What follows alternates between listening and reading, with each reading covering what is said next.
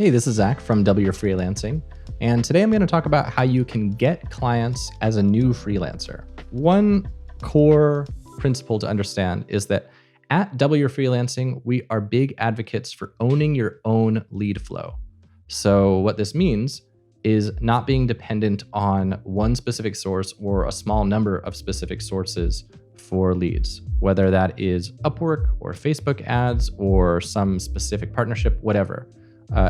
Having the leads come from places that you can control and from a diversified set of places is the ideal. But when you're just starting, you're not going to have that. So everything I'm going to talk about today is meant to be kind of done alongside what you're most likely going to have to start doing, which is probably Upwork. Upwork kind of sucks for the long term, but what it does do is it gives you immediate access to paying clients. And when you don't have any clients yet, that's ultimately what you need. So everything we're going to talk about today, see it as something to layer on to however you're already trying to get clients so that you can eventually steer the ship into something that you own a bit more that will also naturally provide clients who are willing to pay more, because Upwork tends to be very commoditized and price-centric and very competitive. Whereas if you can get into lead channels that you own a little bit more, you start to have a little bit more exclusivity and control over your pricing and stuff like that. So the core principle behind everything we're going to talk about requires that you be committed to spending time every day working on your business. I've talked about this in several videos on this channel, but basically if you can commit to something small, like even 15 minutes a day, where you are just committing to spending that time on prospecting using the strategies we're about to talk about every single day, it's the kind of thing that over the coming months and years is going to compound and set you aside from the freelancers who find themselves trapped on Upwork for years to come. The last little preface before we get into the strategies is that more leads is not always the solution. More potential clients is not always the solution. If you can, let's say, convert 10% of your prospective clients into customers, is that better to get 10 prospective customers who you convert 10% of? Or is it better to be able to convert 50% of your prospective clients into customers and get 2 prospective clients? I would argue that the latter is much better, because if you're converting at 10%, all of those 9 clients who didn't convert took time. Most likely you spent time on the phone with them, you spent time emailing them, they took your mental attention. Whereas if your conversion rate were much higher, you would be spending more time on fewer clients and having a net result of more time available to yourself. So when we're going into these strategies, understand that it's not only about talking with more people or getting access to more people, it's also about raising your conversions. I see this a lot with people who do Upwork responses that are very copy and pasty. If you just go out today and respond to 100 people on Upwork with the same copy and paste template, you're not very likely to convert many of them. And I can tell you from the hirer side of Upwork, that is how most people reply to my Upwork posts, and I ignore basically all of them. But if somebody takes a few minutes to actually read my post and actually reply and speak to my fundamental needs, I am much more likely to respond and much more likely to hire them, because I see them as somebody who actually is interested in solving my problem, rather than expecting me to just fall into some copy and pasted need that they have from their template. So let's talk about the strategies. One thing that you can immediately start doing to own your lead flow outside of Upwork is looking for parallel partnerships with agencies. So if you are a designer, you can look for agencies who only handle development. If you're a developer, you could look for design agencies. Something that I've seen before is like IT people who will look for web design agencies to partner with, because web design agencies will offer web design, but if the client is having some issue with their computer or their website getting hacked, they don't have anything to do to support them. Same with SEO. I've been running my web design agency for like 14 years now, something like this. And in all this time, I've never found an SEO partner who I really trusted and could recommend. And I don't know anything about SEO myself. So these are the sorts of things that they're not likely to provide a huge surge of business, and many of them won't provide any. But when you get a good agency partnership, it can be the kind of thing that gives you thousands of dollars of business every year forever. Tip number 2, looking for strategic SaaS partners. So this is something that a coaching client of mine did really well. He found a piece of software that is customizable, but that does not do that customization in-house. So with this software, you could design your software page and use some HTML and CSS and stuff to make it look really cool.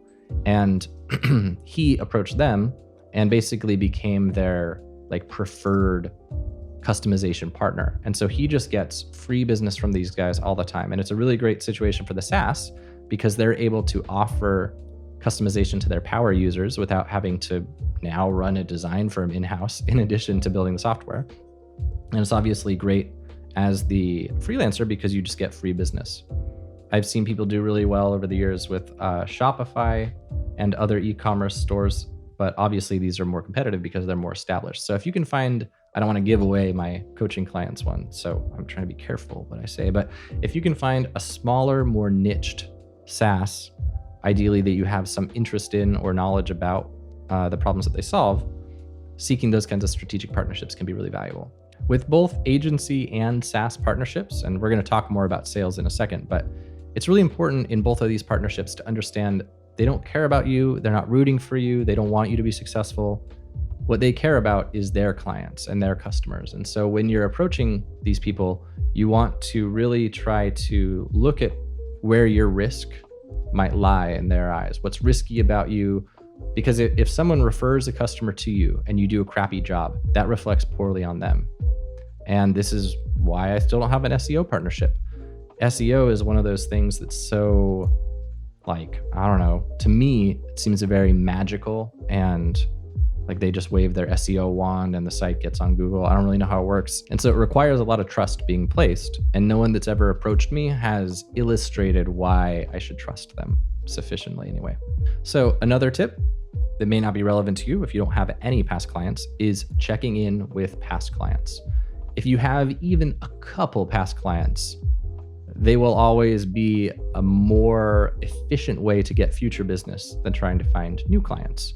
It can be reaching out with ideas for how you can get them more sales. It could be reaching out with ideas of, let's say you read an interesting article and you think some stuff is relevant to them based on your project together. You might share that article with them. You don't have to approach them in a salesy way.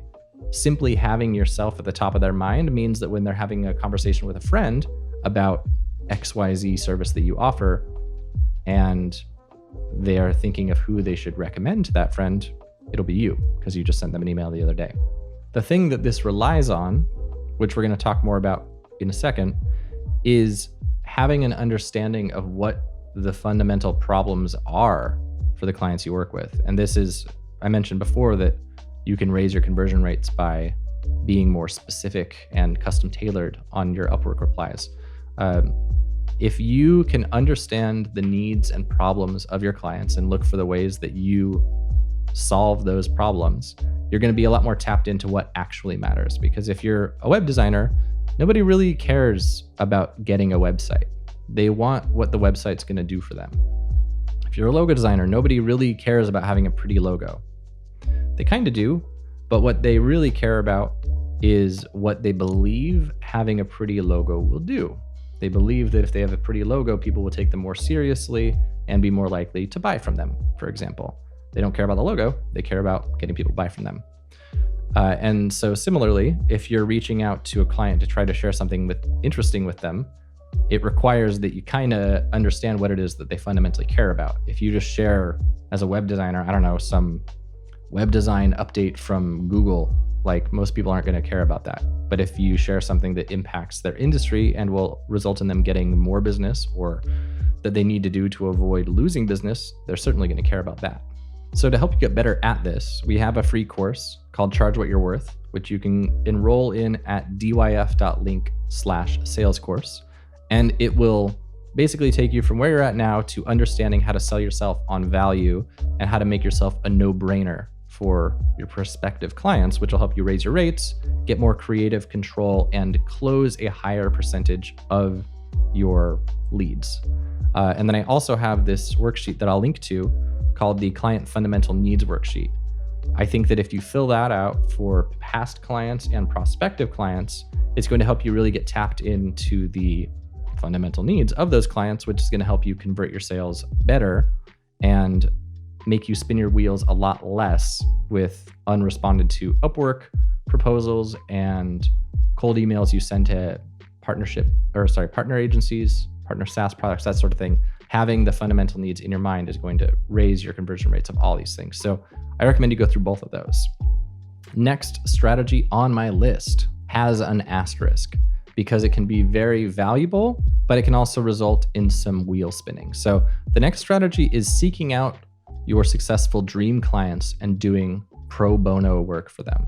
So asterisk, you have to be careful with how you do this. I did this a lot when I was starting out, and most of them did not pan out. This pro bono work topic really does kind of necessitate its own video to get into a lot of detail on, but the big high level tips that I can give you for how to make sure that you don't set yourself up for failure with it is to, number one, before you approach anyone about pro bono service, to be very clear about what you would normally charge for it and why it is you're offering to do it for free.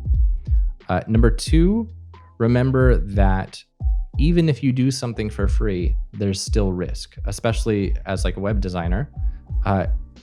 If someone lets me into their website, I've got my hands on everything. I could destroy their whole reputation if I wanted to. So just because something's free doesn't mean somebody is going to immediately trust you. All it does is it lowers that initial objection to working with somebody who maybe doesn't have as much experience as who they normally hire or whatever. Other tips, treat pro bono work not as a lead gen opportunity, but as a case study opportunity. This is like a psychology tip. If you go into it expecting it to turn into paid work with this exact client, you may find yourself disappointed a lot. But if you are doing work for somebody influential and you're approaching it with the angle of finding a case study, then that means that if you do the work for them, they enjoy it, they say some nice things about you, you publish a case study, now on your website, you have a testimonial from somebody really influential in their niche. And this is not to be underestimated. I have a lot of clients who've come to me from within like the financial advisor niche who have heard nice things about me from financial advisors who they really look up to. And that lends a huge amount of trust to me, and they would rather hire me than anybody else. And so if you can approach these pro bono projects with that intention, you're going to be able to build this portfolio of valuable case studies, even if none of those clients directly result in more business. When I was doing work for influential clients early on, many of them were free. Many of the subsequent ones were low paid, and many of the subsequent ones were mid paid. But eventually it kind of built and built and built until it was high paid. So I think that there's this illusion that if you're working with really influential clients, you've somehow made it. But there are a lot of influential clients who still don't really highly value what they're hiring their like freelancers for.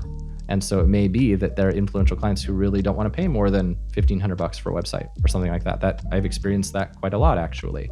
But there's still value of getting to say you have worked with that person for the influential clients who do highly value your services. So see it as a stepping stone.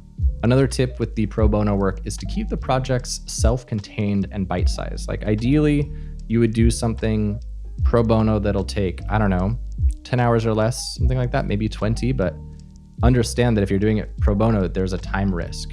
And if that doesn't turn out to be a client down the line, you may or may not feel like it was well spent time. So if you can do something that's under 10 hours, look at it as your prospecting time, look at it as your case study creation time, whatever. But keep it bite-sized and keep it high ROI. So if I were gonna do something for a client as a web designer, I wouldn't do like, a responsive CSS overhaul, for example, because that's not very close to the money work. It's valuable, but it's not going to be the kind of thing that I can say, hey, I generated a bunch of new business for you thanks to this. I'd probably focus on something more like creating a compelling lead magnet and having opt-ins all around the site for them. And then I can show them at the end of the day, hey, look, all this work that I did now has you generating twice as many email list subscribers. And if your average email list subscriber is worth $100, that means that this work that I did for free just generated an extra $5,000 a month for you. By the way, if you want to take this a step further, I would pitch you on this paid project, which will do blah, blah, blah for you, and it'll cost this much. That's a good way to transition. So keep them bite-sized, communicate the value, intentional practice. I think that's a good way to approach these pro bono clients. Something that I see a good amount of freelancers doing that I don't know that I would recommend is they will go into Facebook and LinkedIn groups and do prospecting one-to-one in those groups. So they might go into some roofers group, and roofers are talking amongst themselves about their problems. Some roofer says, man, I've got a problem with my website. You see this, you reach out to that roofer, offer to help them. It's fine. I don't know if it's a step up from Upwork, but maybe it is. But the thing that I would think is challenging about that is that if you think about the skills that you're building as a result of doing that, they're not necessarily skills that are scaling super well. Like, you're not getting better at creating content. You're not getting better at building partnerships with agencies who will keep sending you work. Like, you're just kind of on a hamster wheel. You trade the time that you spend in these Facebook groups for the leads that it maybe creates. The reason that I like the SaaS partnerships, agency partnerships a bit better is that you invest a bunch of time up front to create things that then continue to bring in clients on their own. That's the ultimate goal. Long-term, it would be great for you to be doing some content marketing, which is an advanced strategy, so we're not talking about it today. But if you can do something like recording a podcast, writing a blog post, creating a video, where you spend a bunch of time up front and then it brings in leads forever, that's obviously much better than constantly having to trade an investment of time into a result. So if you're just starting and you want to augment your Upwork with Facebook groups or whatever, you can, but I don't know that it officially makes my list for today.